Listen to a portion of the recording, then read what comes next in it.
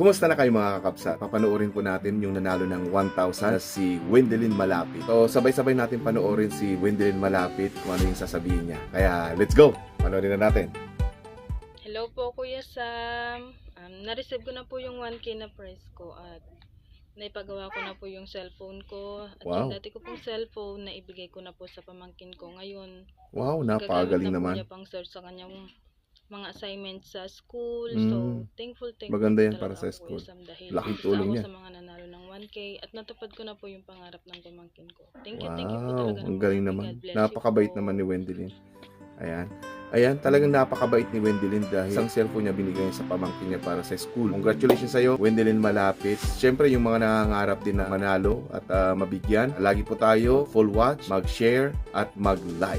Yan po yung importante. Ayan lang, napakadali lang yung gagawin po ninyo. Pag nag-follow po kayo dito sa page, parating yung pipiliin po yung favorites para updated po kayo sa ating mga pa-challenge po sa inyo. So, napakarami po yung mga activities dito sa ating page. Ano pang hinihintay po ninyo? Love-lapin na ang aking talong. Alright, good luck po sa inyong lahat. Bye-bye. Wow!